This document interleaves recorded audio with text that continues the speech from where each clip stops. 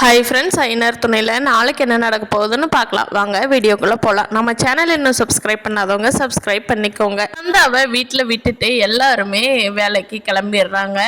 பல்லவனும் காலேஜுக்கு போயிடுறான். ஆனால் சேரனோட அப்பா மட்டும் வீட்டில் இருக்கார்.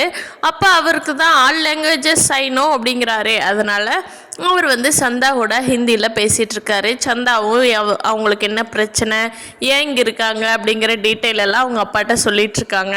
கண்டிப்பாக ஃப்யூச்சரில் பல்லவனோட அம்மாவுக்கும் இந்த சந்தாவுக்கும் எல்லாத்துக்குமே நெருங்கின ரிலேஷனாக தான் வரப்போகிறாங்க. அது எப்படி போகுதுன்னு பார்க்கலாம். அனீஷோட ரிலேஷன் சந்தாவை எல்லா இடத்துலையும் தேடி பார்க்குறாங்க. அனீஷையும் கண்டுபிடிக்க முடியல. அந்த வீட்டுக்கு பார்க்குறாங்க. வீட்லேயும் யாரும் இல்லை. அவங்க கல்யாணம் பண்ணிக்கலான்னு சந்தாவை காணாதனால இங்கேயே வெயிட் பண்ணி தேடுவோம். அனீஷும் சந்தாவும் இங்கே தானே இருக்கணும், வேற எங்கே போக முடியும், ஃபோனும் எடுக்க மாட்டேங்கிறாங்களேன்னு தேடிக்கிட்டே இருக்காங்க. அதனால தொடர்ந்து சந்தா சேரன் வீட்லேயே இருக்காங்க. சேரனுக்கு ஃபுல் அண்ட் ஃபுல் சமையலில் ஹெல்ப் பண்ணுறது சந்தா தான். சந்தா இந்த சமையல் நல்லா பண்ணுவாங்க. அதனால் சேரன் அண்ணா ரெஸ்ட் எடுக்க சொல்லிட்டு சந்தாவே எல்லா சமையலும் பண்ணிகிட்ருக்காங்க. சேரனுக்கும் சந்தாவுக்கும் நல்ல பாண்ட் ஆகுது. சேரன் அண்ணா யதார்த்தமாக தான் பழகிட்டு இருக்காங்க.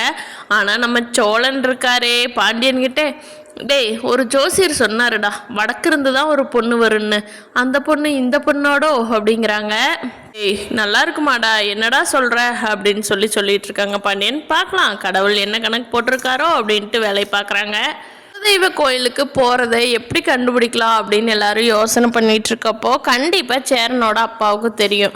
அதை நம்ம நிலாவும் சந்தாவும் தான் கேட்டு கண்டுபிடிச்சு சொல்ல போகிறாங்க. பார்க்கலாம் ஃப்ரெண்ட்ஸ், கதை எவ்வளோ சுவாரஸ்யமாக கொண்டுட்டு போகிறாங்கன்னு. இந்த வீடியோ பிடிச்சிருந்தா லைக் பண்ணிக்கோங்க. நீங்கள் என்ன நினைக்கிறீங்கன்னு கீழே கமெண்ட் பண்ணுங்கள். தேங்க்யூ.